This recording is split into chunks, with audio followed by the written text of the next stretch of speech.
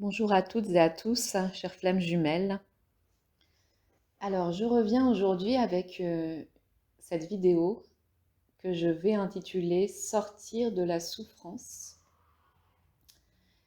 Et déjà pour vous dire que j'ai fait moins de vidéos ces derniers temps, pour deux raisons.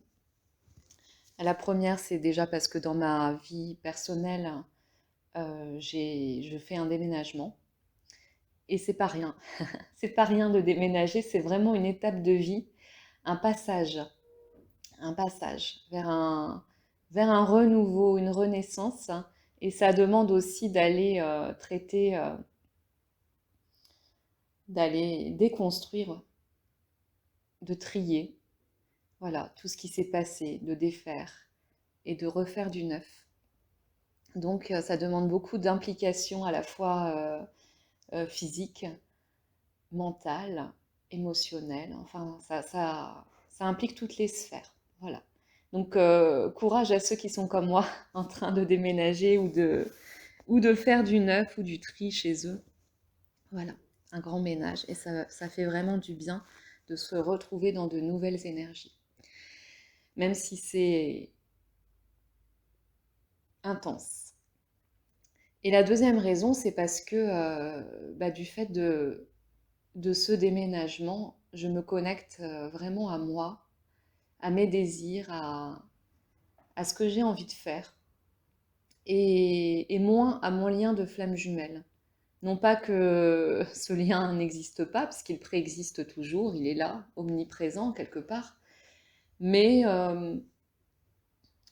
plus on se connecte à soi, et plus on a envie d'aller vers soi, et moins on a envie d'aller vers l'autre, de se préoccuper de ce qu'il fait, de ce qu'il pense, de ce qu'il... Donc voilà, voilà. Ça fait du bien de se connecter à soi, à ses énergies, d'être dans sa vibration profonde, même si je suis toujours en lien avec des flammes jumelles par mon travail de thérapeute. Donc je vois beaucoup de flammes jumelles en souffrance. Et c'est pour ça aujourd'hui j'ai envie de faire cette vidéo, parce que pour vous donner des clés pour sortir de la souffrance, vous donner des guidances pour que vous vous reconnectiez un maximum à vous. Parce que je pense quand même que c'est la clé de voûte de ce parcours, de sortir de la souffrance et d'aller vers soi, vers son bonheur, vers sa plénitude, vers l'amour de soi. Et en fait, le jumeau ou la jumelle nous guide vers ça. Et vous faites le même travail pour lui. Mais il y a un jumeau sur les deux qui est plus connecté en conscience à la souffrance, à sa souffrance, et l'autre qui va ressentir cette souffrance un peu de manière vibratoire, ce désalignement, plutôt de manière vibratoire, de manière inconsciente. Donc celui qui vit cette souffrance en conscience, du coup, est vraiment amené à cheminer dans la matière, alors que l'autre est amené à cheminer plutôt dans la vibration et à faire remonter ça en conscience. Moi, je dirais que la première étape pour sortir de la souffrance, c'est déjà de considérer son autre comme un guide, avant tout comme un guide, plus qu'une âme sœur. La flamme jumelle, ce n'est pas une âme sœur, ce n'est pas un amoureux, c'est votre guide dans cette vie, c'est votre guide de lumière, mais aussi d'ombre, parce qu'il vient souvent vous révéler vos ombres.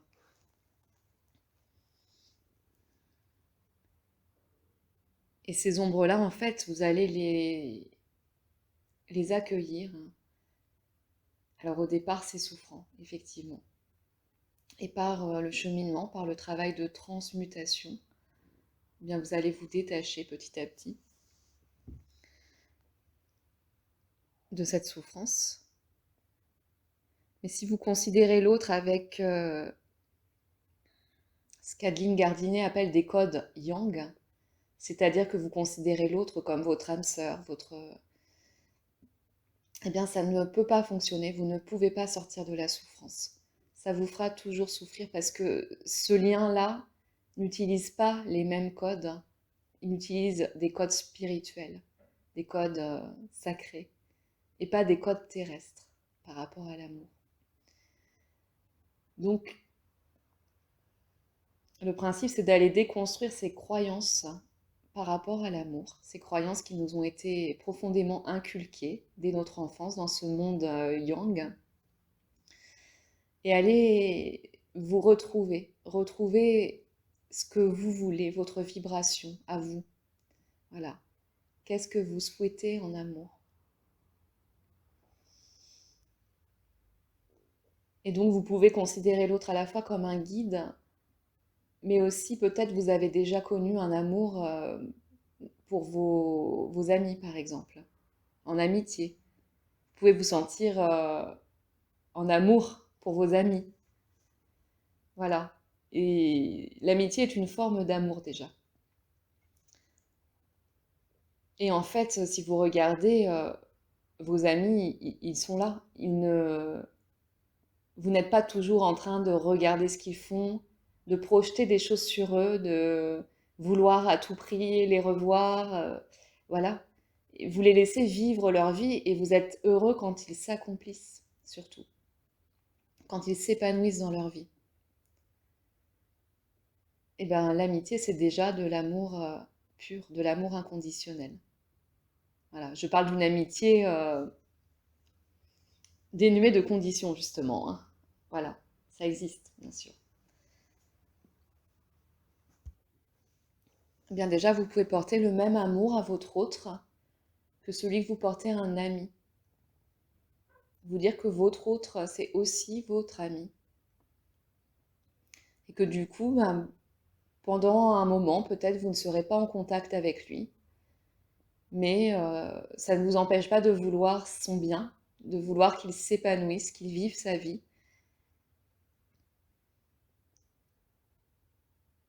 Et un ami, quand il vit sa vie, ça ne vous fait pas souffrir, au contraire.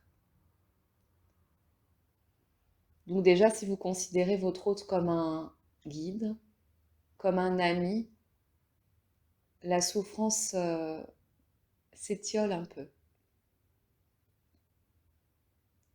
Ensuite, vous pouvez considérer votre jumeau comme un frère ou une sœur. Alors parfois, on a des relations compliquées avec ses frères et sœurs, mais d'ailleurs, il s'appelle quand même un jumeau.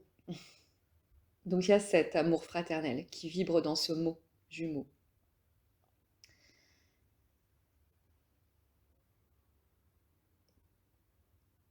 Mais quand même pour son frère, sa sœur ou ses enfants, on a un amour comme ça familial, hein. Voilà, et c'est pareil en fait. Quand on s'entend bien avec sa sœur, ses enfants, son frère, bah en fait on veut juste leur accomplissement. On veut juste qu'ils prennent leur indépendance, qu'ils soient épanouis dans leur vie, qu'ils réussissent, qu'ils soient heureux, avec ou sans nous en fait. On ne veut pas qu'ils soient dépendants de nous. On veut qu'ils réussissent par eux-mêmes, qu'ils s'épanouissent, qu'ils fassent leurs expériences. Et voilà ce que c'est, encore, une parcelle de l'amour pur. C'est aussi de considérer l'autre comme un frère ou une sœur. Et donc de le laisser faire son chemin. Et le frère ou la sœur ou les enfants reviennent toujours, reviennent toujours vers vous. Ils sont même préexistants dans vos cellules, dans votre sang, par ces liens énergétiques transgénérationnels. Alors c'est pareil pour votre jumeau, votre jumelle d'âme. L'objectif, ce n'est pas de l'enfermer avec vous. L'objectif, c'est qu'il s'épanouisse le plus possible, qu'il soit heureux dans sa vie, qu'il se trouve. Et comme ça fonctionne en miroir, eh bien quand l'autre se trouve, quand vous le laissez faire ses expériences sans souffrance, puisque la souffrance retient. Vous voyez d'ailleurs quand une personne meurt et qu'on reste dans la souffrance sur Terre, qu'on pleure cette personne, eh bien en fait l'âme est retenue. Elle ne peut pas partir dans la lumière quand on souffre trop, puisqu'elle est attachée au monde des vivants et cette âme, elle a envie encore de soigner les siens, de rester proche des siens. Mais en la retenant comme ça par votre souffrance, eh bien vous ne lui permettez pas de faire son expérience à travers l'au-delà, d'aller dans la lumière. Alors c'est pareil pour le jumeau ou la jumelle. Le principe, ce n'est pas de l'enfermer dans un amour conditionnel, un amour comme vous le souhaitez, un amour d'âme sœur. L'objectif, c'est de le laisser aller vers sa lumière.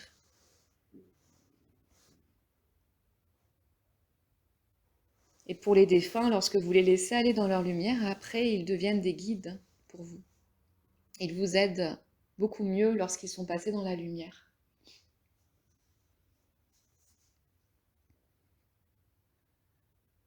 Voilà. Donc, il y a aussi, pour sortir de la souffrance, un deuil nécessaire à faire de toutes les croyances, que l'amour est enfermement, que l'amour est vie de couple, que l'amour est comme on nous l'a montré dans les films. Parce qu'en fait, l'amour est au-delà de ça. Il est multifacette. Il est beaucoup plus grand que ça. L'amour qu'on porte à sa flamme jumelle dans ce lien. Et qu'il ou elle nous porte en retour. Et c'est cette expérience-là qu'il veut vous faire vivre. Votre jumeau, votre jumelle. Il veut que vous soyez libre de tout attachement, de toute croyance. C'est ça qu'il veut que vous atteigniez, en fait. Il veut que vous sortiez de cette souffrance pour aller vers vous-même, vers l'amour, vers votre lumière.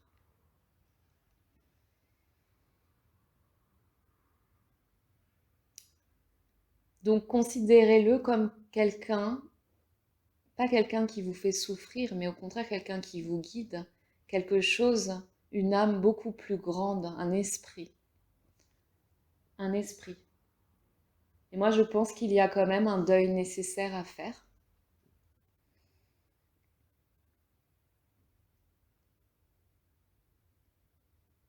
C'est-à-dire d'arrêter de se connecter à cet objectif de réunion, déjà.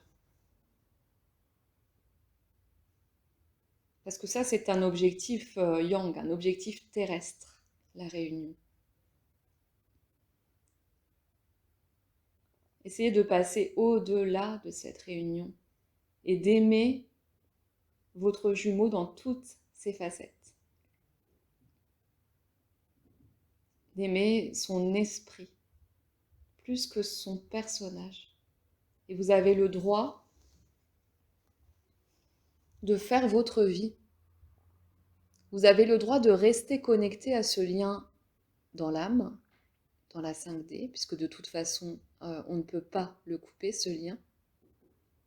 Et ça ne signifie pas de s'enfermer, de se bloquer dans la matière, en restant dans ce lien. Vous avez le droit de vivre toutes les expériences qui s'offrent à vous, du moment que vous vous sentez aligné. Vous avez le droit de vivre l'amour avec des âmes sœurs, par exemple. puisque ce sont des expériences. Si ces âmes sœurs sont vraiment des âmes sœurs, que vous vous sentez en amour pour elles. Ça ne va pas tarir votre lien. Votre lien, il sera toujours là. Après, je parle des âmes sœurs qui se présentent à vous, qui ont besoin de, de vivre quelque chose avec vous et qui viennent vous proposer une expérience. Pas des âmes sœurs que vous allez chercher, puisque celles-ci ne sont pas des âmes sœurs en fait. Généralement, on va chercher ce dont on a besoin pour cheminer. Voilà. Donc, elle va nous présenter des situations souffrantes, généralement, les personnes qu'on recherche. Voilà. Alors que les âmes sœurs qui se présentent vont venir en fonction de votre vibration profonde.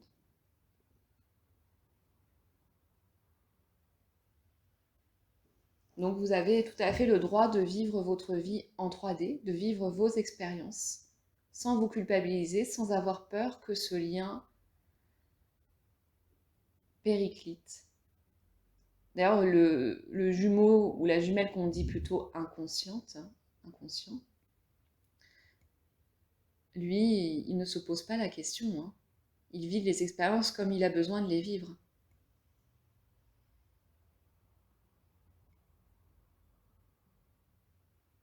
Il ne se bloque pas, il ne s'enferme pas, même s'il fait des expériences qui ne vous semblent pas alignées. Lui, il en a besoin pour son cheminement d'âme. Voilà. Donc, ne restez pas dans la souffrance de ce lien. Ce lien, il est là pour vous faire cheminer. Vous êtes en fait sur un parcours individuel d'éveil. Vous avez la chance d'avoir un miroir pour vous montrer le chemin, un guide,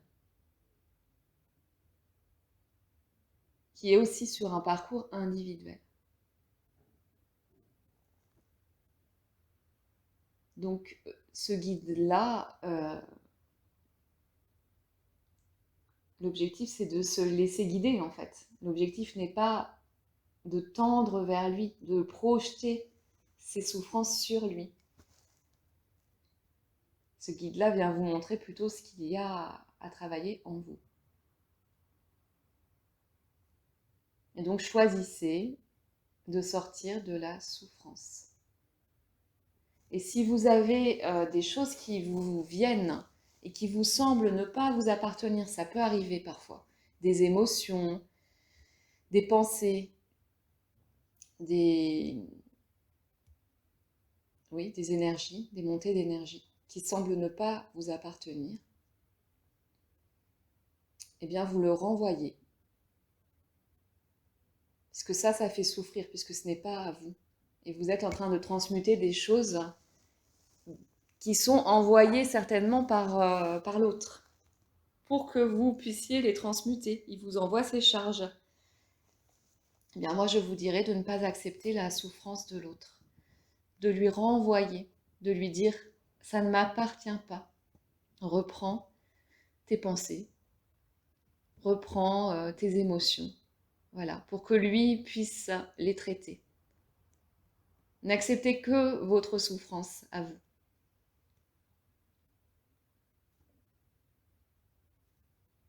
Acceptez de voir aussi que cette souffrance, elle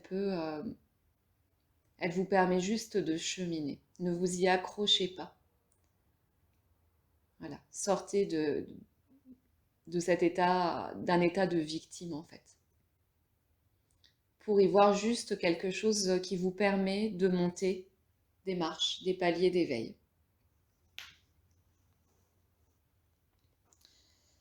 Voilà. Je pense que j'en ai beaucoup dit déjà. J'espère que ça vous aide.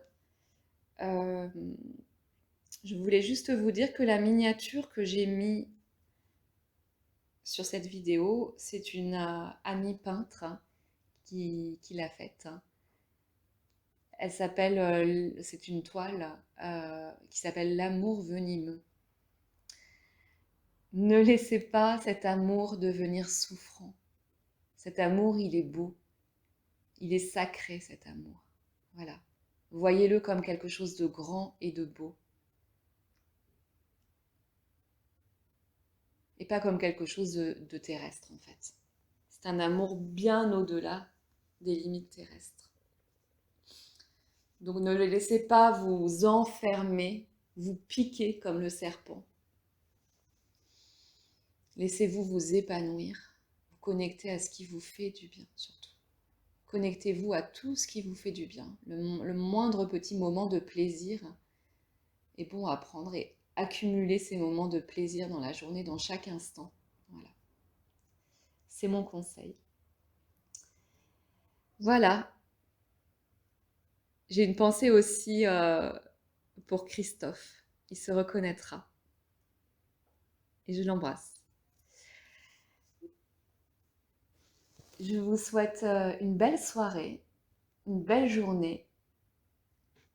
Et puis à très bientôt pour une autre vidéo, les flammes jumelles. Au revoir.